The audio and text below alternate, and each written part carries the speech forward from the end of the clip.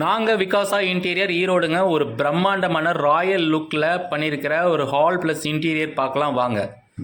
இப்போ ரீசெண்டாக கம்ப்ளீட் பண்ணி முடித்த ப்ராஜெக்ட் தாங்க இது. இந்த ஹால் ஃபுல்லாகவே பார்த்தீங்கன்னா ப்ளைவுட் ப்ளஸ் அக்ரலிக் ஃபினிஷில் கொடுத்துருக்கோங்க. இந்த வெர்டிகல் பார்டர் எல்லாமே பார்த்தீங்கன்னா சார்கோ பேனல்ஸ் தான் கொடுத்துருக்கோங்க. வாட்டர் ப்ரூஃப் ப்ளைவுட் யூஸ் பண்ணி தான் கொடுத்துருக்கோம். இந்த ஹாலில் சீலிங்கில் பார்த்தீங்கன்னா சுற்றி ஒரு 1.5 அடிக்கு பார்த்தீங்கன்னா உட்லேயே பார்டர் கொடுத்துங்க. அதுக்கும் அக்ரலிக் ஃபினிஷ் கொடுத்து உள்ளுக்குள்ளே ஸ்ட்ரிப் லைட்ஸ் கொடுத்துருக்கோங்க. இந்த பூஜா ரூம் நிலவு மட்டும் தான் ஃபஸ்ட் இருந்தது. இது சுற்றி பார்த்தீங்கன்னா சிம்பிளாக ஒரு பிளைன் பார்டர் மட்டும் கொடுத்துருக்கோங்க. கார்விங் இல்லாமல் க்ளீனிங் பண்ணுறதுக்கு வசதியாக இருக்கட்டும்னு சொல்லிட்டு.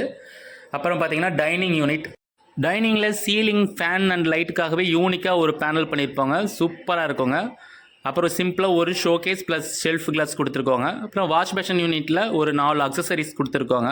டைனிங் பார்ட்டிஷன் இந்த CNC white board double side பார்த்தீங்கன்னா 12 mm டஃபன் கிளாஸ் கொடுத்து லைட் செட்டிங் கொடுத்துருக்கோங்க.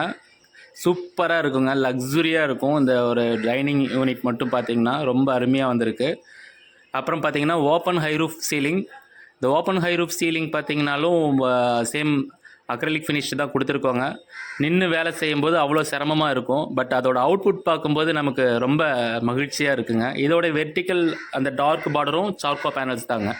இந்த மாதிரியான ஒரு சூப்பரான ப்ரீமியம் ஃபினிஷிங்கில் உங்களுக்கு இன்டீரியர் பண்ணணும்னா எங்கள் விகாசா இன்டீரியருக்கு காண்டாக்ட் பண்ணுங்கள். தேங்க்யூ.